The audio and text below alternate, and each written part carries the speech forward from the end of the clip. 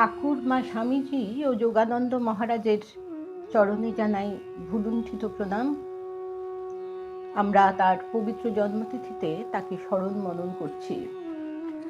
স্বামী যোগানন্দ বিশ্বাস করতেন মানুষের কল্যাণের জন্যই শ্রীরাম ও কৃষ্ণের মতো শ্রী শ্রী মায়ের শরীর ধারণ।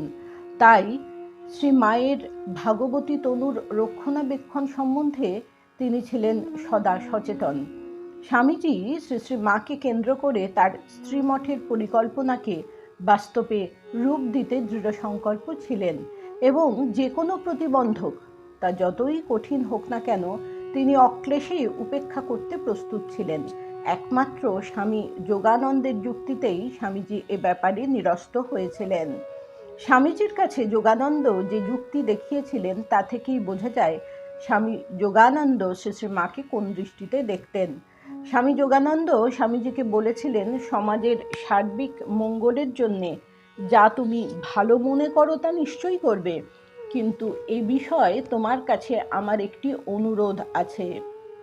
তাহলে এই যে মাকে এখন লোকসমক্ষে নিয়ে এসো না। তোমার কি মনে নেই ঠাকুর আমাদের বলেছিলেন যে তার সম্পর্কে সাধারণের কাছে প্রচার করলে তার শরীর থাকবে না। ঠিক ওই একই কথা মায়ের সম্পর্কেও খাটে। আমি সবাইকে মায়ের কাছে যেতে দিই না বা তার চরণ স্পর্শ করে প্রণাম করতে দিই না। আমি দেখি যাতে কেবলমাত্র যথার্থ এবং পবিত্র মনা ভক্তরাই তার দর্শন পায়। তাই ভাই, তোমার কাছে আমার একান্ত অনুরোধ, মাকে তুমি এখন এসবের মধ্যে এনো না।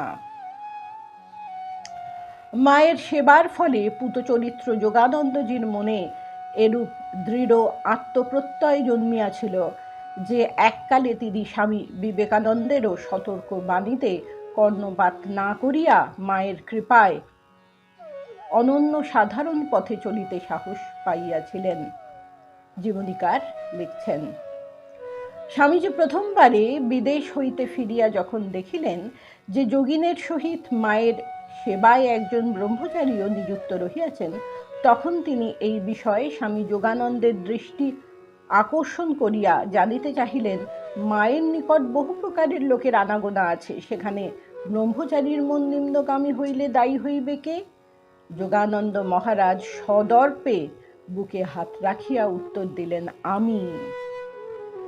সেবক যোগানন্দের এই আমির পশ্চাতে কাহার অদৃষ্ট শক্তি প্রেরণা জাগাইয়াছিল তাহা খুলিয়া বলিতে হইবে কি?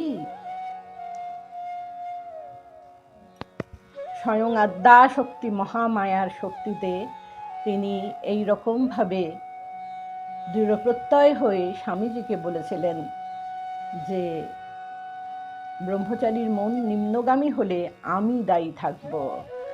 এবং স্বামীজিকে যে কথা বলেছিলেন যে তুমি মাকে লোকচক্ষুর অন্তরালেই রাখো, স্বামীজি কিন্তু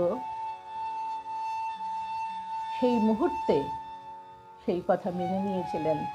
বলেছিলেন, মন্ত্রী, তুমি ঠিক সময় ঠিক পরামর্শ দিয়েছ। মা যেভাবে চাইবেন সেভাবে তিনি স্ত্রীমঠ পরিচালনা করবেন।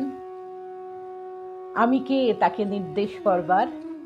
তার কৃপায় সমস্ত কর্ম সুসম্পন্ন হচ্ছে।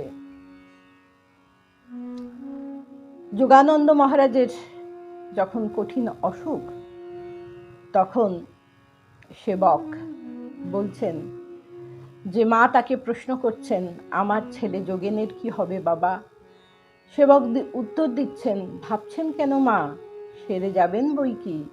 কিন্তু মা বললেন, আমি যে দেখেছি বাবা, ভোরবেলা দেখলুম ঠাকুর নিতে এসেছেন, বলেই মা কেঁদে ফেললেন। মা অন্তর্যামী। তিনি বুঝেছিলেন যে যোগানন্দ মহারাজের দেহ রক্ষার সময় এসেছে। শ্রীরামকৃষ্ণের মহাপ্রয়াণের সময়ও যিনি অসাধারণ সংযমের পরিচয় দিয়েছিলেন, যোগানন্দ মহারাজের শরীর চলে গেলে সেই চির লজ্জাশীলা শ্রীমা চিৎকার করে সন্তান বিরহে আকুল হয়ে কেঁদেছিলেন।